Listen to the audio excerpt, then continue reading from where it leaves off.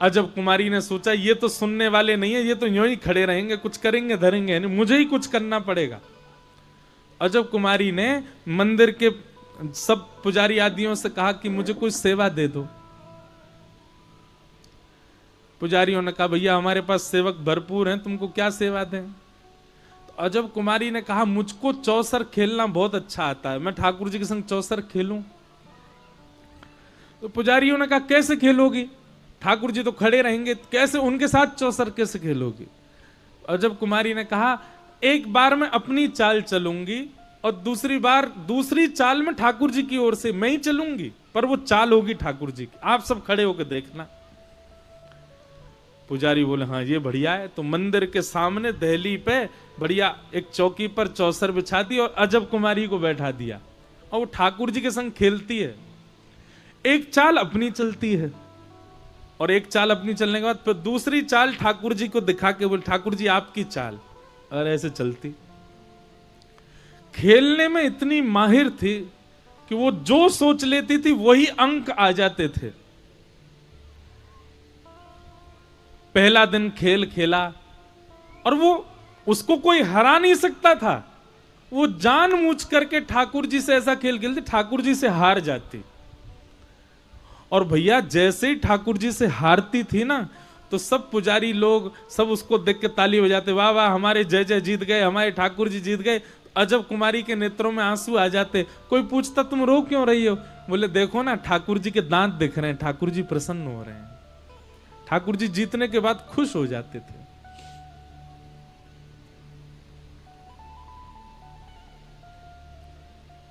एक दिन अंतिम दिन था, आज अजब कुमारी को वापस जाना है। 3 दिन से तो ठाकुर जी जीत रहे थे, आज अजब कुमारी पहले ही सोच के बैठी आज नहीं जीतने दूंगी, आज तो मैं ही जीतूंगी।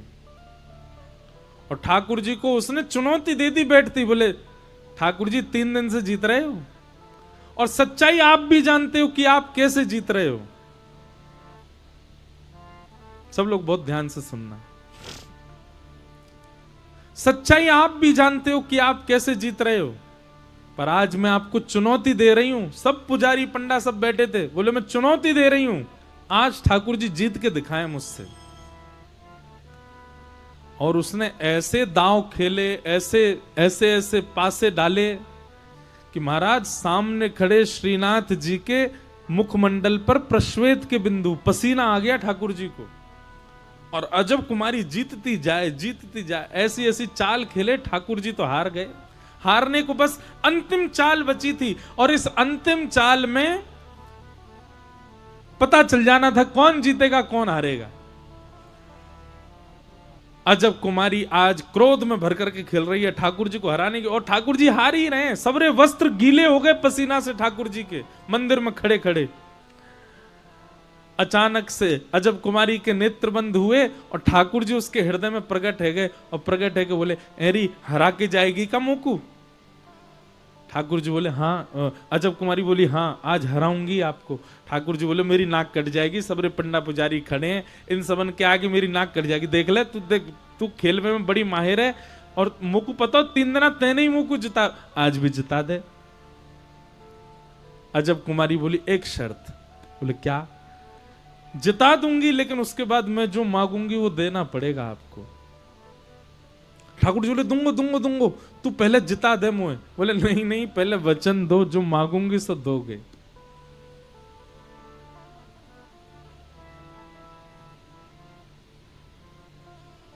ठाकुर जी ने वचन दिया जो मांगोगी सो दूंगा। और अंतिम चाल जानबूझ करके ऐसी खेली कि अजब कुमारी हार गई, ठाकुर जी जीत गए। जैसे ही ठाकुर जी जीते सब पंडा पुजारी कहने लगे जय हो श्रीनाथ प्यारी की जय हो, गिरिराज धरण की जय, हमारे जय जय जीत गए। अजब कुमारी के नेत्रों में आंसू आ गए, अपलक नेत्रों से ठाकुर जी को देख रही है और भुजा फैला करके कह रही अब दो, जो मैं मांगू सो दो। नेत्र बंद किए ठाकुर जी पुनः प्रकट हो गए। बोले मांग ले क्या चाहिए? बोले कि मैं ब्रज में बसना चाहती हूं पर मेरे माता पिता मुझको आज्ञा नहीं दे रहे हैं। ठाकुर जी बोले तो फिर बता क्या करें? बोले मैं तो नहीं बस पा रही, मैं तो नहीं आ पा रही ब्रजधाम, आप मेरे संग चलो। जहां मैं रहती हूं मेरा भवन है, मेरे पिताजी विराजते हैं राजमहल में, वहीं चलो। ठाकुर जी बोले जे काम आ रही है जे ना दे सकूं मैं? बोले आपने वचन दिया था मुझको, और यदि आपने मेरी बात नहीं मारी तो मैं तुरंत पुजारियों से कहूंगी एक खेल और खेलूंगी।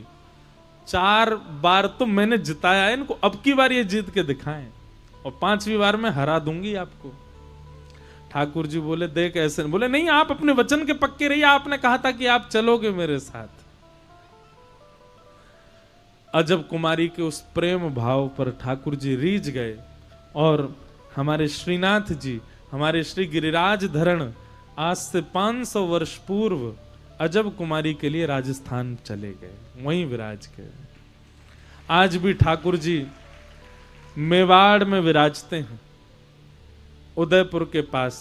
वहीं श्री गिरधर लाल जी का इस बार उत्सव है 11 से 17 जनवरी, श्री नाथ द्वार लाल जी विराज के। इसी कलिकाल में ठाकुर जी ब्रज वृंदावन छोड़ करके नाथ द्वार चले गए अजब कुमारी के लिए। कारण तो बहुत सारे होते हैं, पर एक कारण अजब कुमारी भी थी ठाकुर जी को मेड़ता ले जाने। तो भैया खेल में तो ठाकुर जी को ही विजय कराया जाता है। 7 दिन 7 रात्रि ठाकुर जी ने गिरिराज जी धारण करके रखे। 7 दिन बाद इंद्र ने आकर के क्षमा मांगी, भगवान ने गिरिराज जी को पुनः व्यवस्थित कर दिया। आगे भागवत जी में एकादशी व्रत की कथाएं बताई गईं और रास पंचाध्यायी का प्रसंग सुनाया गया। बहुत ध्यान पूर्वक सुनिएगा, विस्तार से तो हम 14 अक्टूबर से सुनाएंगे। ब्रज की गोपियों के भाव अभी सूक्ष्म में थोड़ा कह देते हैं।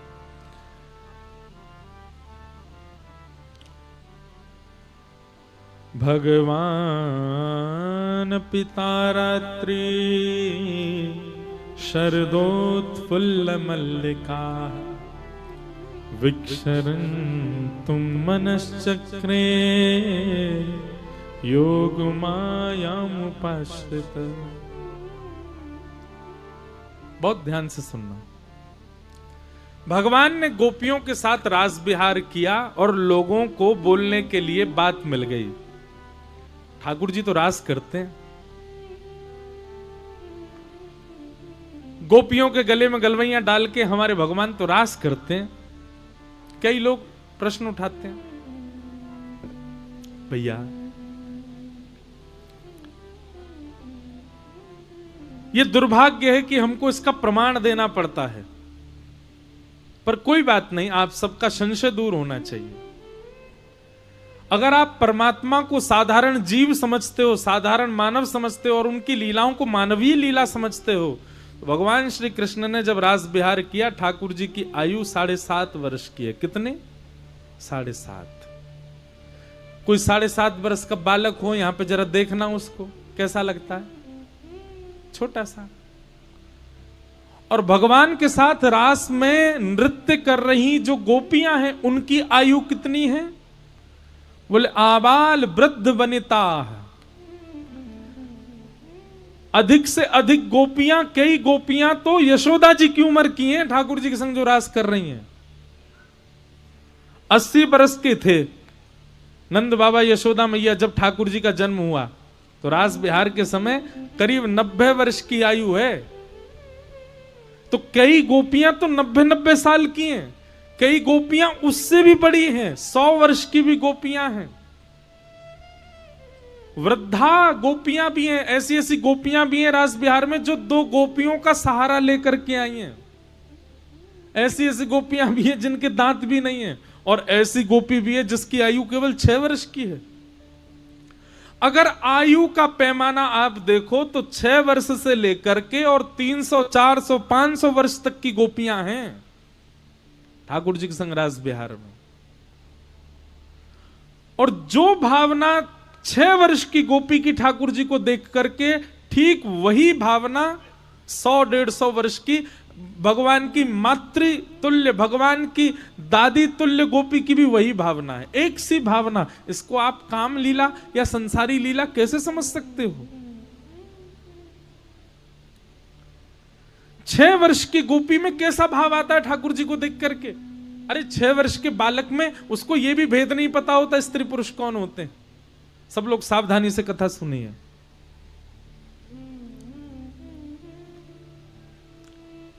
लेकिन 6 वर्ष की गोपी भी ठाकुर जी को प्रियतम रूप में देख रही है। क्या जाने 6 वर्ष का बालक आज भी, आज तो मोबाइल फोन है, आज तो टीवी लग गए हैं, इंटरनेट सुलभ हो गया है सबको। आज भी बच्चे नहीं जानते 6 वर्ष की आयु के कि स्त्री पुरुष क्या होता है, दोनों के संबंध क्या होते हैं। और ठाकुर जी के प्रति, ठाकुर जी का जिसके प्रति मातृ भाव हो, दादी का भाव हो, उस आयु की गोपी भी है रास बिहार में, उसके अंदर कैसे प्रियतम भाव आ सकता है ठाकुर जी को देख के? पर उसके चित्त में भी वही भाव है। ये काम लीला नहीं है, ये प्रेम लीला है। और ये गोपियां सब जानती हैं कि ये श्री कृष्ण सामान्य नहीं है, साक्षात पर ब्रह्म है, ये साक्षात आदि पुरुष हैं। इसीलिए सबके चित्त में ठाकुर जी प्रियतम रूप में है। दूसरी बात, रास का मतलब नृत्य नहीं होता। मैं हर कथा में बोलता हूं, रास का मतलब नृत्य नहीं होता, नाचना नहीं होता। रास का मतलब, अभी नवरात्रि चल रहे हैं, भारत के कई ऐसे प्रांत हैं जहां पर अभी रास गरबा चल रहा है, उसको आप गरबा नृत्य कहो, पर रास का मतलब नृत्य नहीं होता। तो फिर रास का मतलब क्या है? सबसे पहले रस का मतलब समझो। रसो वैशः, जैसे कि एक बूंद शहद, वो क्या है? रस। और एक बूंद उस रस का जब समूह है, बहुत सारा शहद है, तो वो रास है। मधु निलिल्लु रशेष रस। पर रास की परिभाषा और रस की परिभाषा आध्यात्म में अलग है, बहुत ध्यान से सुनिएगा। रस और रास क्या है? जब जीवात्मा भगवत मिलन के लिए कोई योजना बनाता है तो उसको रस कहते हैं। आप ठाकुर जी से मिलने के लिए वृंदावन जाते हो, आप ठाकुर जी से मिलने के लिए गिरिराज जी जाते हो, आप ठाकुर जी से मिलने के लिए कथा सुनते हो, तिलक लगाते हो, नाम जप करते हो, कंठी माला पहनते हो, वैष्णव पथ पर चलते हो, भक्ति पथ पर चलते हो, ये रस है। क्या है? अभी अधिकतर आप सब लोग जिस स्थिति में हो उसको रस कहते हैं। पर आपकी भक्ति से प्रसन्न होकर के ठाकुर जी वृंदावन से कानपुर आ गए, ये रस नहीं है, ये रास है। आपकी भक्ति से प्रसन्न होकर के ठाकुर जी आपके गले में गलवैयां डाल करके भोंदू की तरह घूम रहे हैं, ये रस नहीं है, ये रास है। बाकी सबको तो ठाकुर जी पाषाण के रूप में दिख रहे हैं, पत्थर के रूप में दिख रहे हैं, धातु के रूप में दिख रहे हैं, पर आपको ठाकुर जी सचल रूप में दिख रहे हैं, ये रास है। बाकी लोगों के द्वारा पधराए गए प्रसाद तो केवल यथावत रहते हैं, पर आपके द्वारा पधराया गया प्रसाद ठाकुर जी पा लेते हैं, ये रास है। समझ में आई बात? हम सब अभी किस स्थिति में? हम रस की स्थिति में हैं। पर यही रस जब अधिक हो जाएगा तो ठाकुर जी मूर्ति नहीं रहेंगे, ठाकुर जी पाषाण नहीं रहेंगे, ठाकुर जी वृंदावन या फिर एक सीमित स्थान में नहीं रहेंगे। जहां हम हैं वहीं ठाकुर जी आ जाएंगे, वही रास है, उसी को रास कहते हैं। धन्ना जाट की कथा में सुनाता हूं, भक्तमाल जी में कथा है, अब पूरी कथा नहीं, थोड़ा सा पाठ सुनाते हैं। धन्ना जाट रोज अपने ठाकुर जी के आगे प्रसाद की थाली रखते, छोटे से बालक धन्ना, और प्रसाद की थाली रख के ऐसे बैठ जाते, पाओ ठाकुर जी पाओ, अरे मेरी मैया ने बाजरे की रोटी बनाई, पाओ, चटनी बहुत बढ़िया ठाकुर जी पाओ। ठाकुर जी नहीं पाते। खूब देर हो गई, ठाकुर जी ने जब नहीं पाया तो धन्ना जाट बोले, आपको हमारे घर का प्रसाद भा नहीं रहा है, आप नहीं पाओगे, मैं भी नहीं पाऊंगा। भूखे ही सो गया। अगले दिन भूख प्यास लगी है, छोटे से बालक को भूख कहां सहन होती है। दूसरे दिन ठाकुर जी के आगे हाथ जोड़े, बोले आप नहीं पा रहे हो, हमारे घर का प्रसाद आपको बढ़िया नहीं लग रहा, पर मुझे बहुत जोर की भूख लगी है, मेरे लिए पा लीजिए, आप पाओगे तो मैं पाऊंगा। दूसरे दिन थाली रखी, वो ठाकुर जी आज तो पा लो। ठाकुर जी ने आज भी भोग नहीं लगाया। बेचारा धन्ना बालक रोने लगा ठाकुर जी के आगे, बोले मुझे बहुत जोर की भूख लगी है और मैं तब तक नहीं पाऊंगा जब तक आप नहीं पाओगे। क्यों नहीं पा रहे हो? दूसरे दिन भी रोता रोता भूखा ही सो गया। हम आप होते हैं ना, अरे महाराज कहां तक कहें, एकादशी दिन वाले दिन भी इस पेट पर रहम नहीं करते हम लोग। उस दिन भी सब लोग दुनिया भर के व्यंजन बनाना जानते हैं। कहा गया क्या करो? फलाहार। क्या करो? फल का आहार सेवन करो। लेकिन फलाहार के नाम पर क्या क्या बनता है। बाकी के दिन तो हमारी कैलोरी बढ़ती होगी 200, लेकिन एकादशी वाले दिन तो 1000 पार कर जाती होगी। इतना तेल पाते हैं, इतना घी में बना हुआ कुटू की पकौड़ी, कचौड़ी, खीर, ये वो। अभी नवरात्रि चल रहे हैं, फलाहार पाने के लिए आज्ञा दी गई है। वो महाराज सुबह से ही माताएं बहनें लग जाती हैं खाने पकाने में। हम कोई विरोध नहीं कर रहे, ये मत सोचना कि हम मना पाओ, पर भाई व्रत को व्रत रहने, व्रत जैसा लगे, थोड़ा अल्प ही पाओ।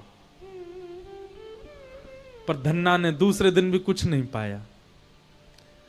तीसरे दिन बेचारा धन्ना, इतनी कमजोरी आ गई, छोटा सा बालक। तीसरे दिन फिर थाली लगा के लाया, बोले ठाकुर जी कल तक तो मैं प्रार्थना कर रहा था, आज तो मेरे प्राण ही निकल जाएंगे, आपने नहीं पाया तो मैं पाऊंगा नहीं जब तक आप नहीं पाओगे। अच्छा पर्दा कर दूं, मेरे सामने बैठ के पाने में आपको दिक्कत है, लो रस्सी लाया, पर्दा कर दिया ठाकुर जी, अब पाओ। बीच बीच में पर्दा हटा के देखे पा रहे कि नहीं, ठाकुर जी अभी भी बैठे। धन्ना को तो गुस्सा आया, अब रोता रोता बेचारा ठाकुर जी की तरफ पीठ करके बैठ गया, रूठ गया ठाकुर जी से। जैसे ही रूठ करके धन्ना बैठा, नेत्रों से आंसू, बोले दुनिया गलत बोलती है, संत महापुरुष गलत, आप भक्त वत्सल हो, आप बड़े दयालु, अरे आपसे ज्यादा निष्ठुर मैंने कोई नहीं देखा। अरे इतनी इतनी निर्दयता, 3 दिन से बालक को भूखा रखा आपने।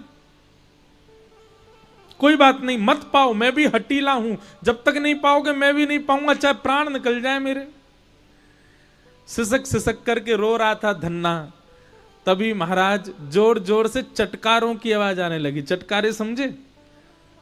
जैसे हाथ में कभी दाल चावल लग जाए तो मुंह में उंगली लेके जोर से चाटते हैं ना, और फिर ऐसे चूस करके बाहर निकालें तो जो चप चप आवाज आती है, ऐसे चटकारों की आवाज आ रही थी। धन्ना बोला ये चटकारे कौन ले रहा है? और जैसे ही पर्दा हटा करके देखा, नेक्स्ट से गोपाल जी के पूरे मुंह पे खीर लगी है, सबरे बर्तन में सब सामग्री फैल गई है, और ठाकुर जी चटकारे ले ले करके पा रहे हैं। आहा, उस छवि को देख करके धन्ना प्रसन्न हो गया। ठाकुर जी ने अपने झूठे हाथ में लगे भाई सामग्री नेक उठाई और धन्ना की ओर के बोले जल्दी मुंह खोल पा, और धन्ना को पवाने लगे। ये क्या है? यही रास है। 3 दिन तक धन्ना जो स्थिति में था वो रस था, लेकिन उसकी स्थिति से ठाकुर जी प्रसन्न होकर के सचल हो गए। यही रास है। अब कभी हमारे साथ ऐसा हो जाए,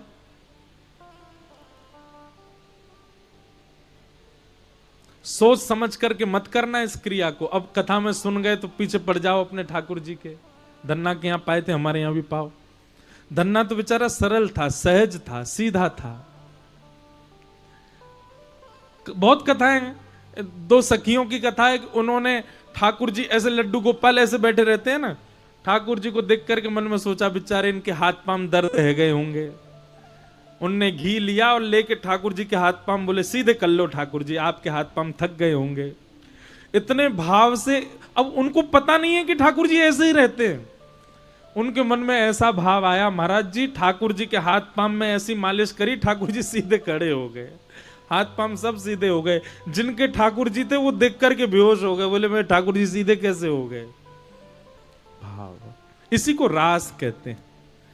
तो जब तक आप प्रस्तुत कर रहे हो और ठाकुर जी देख रहे हैं वो रस है। लेकिन जब तक जिस दिन आपने प्रस्तुत किया और ठाकुर जी ने स्वीकार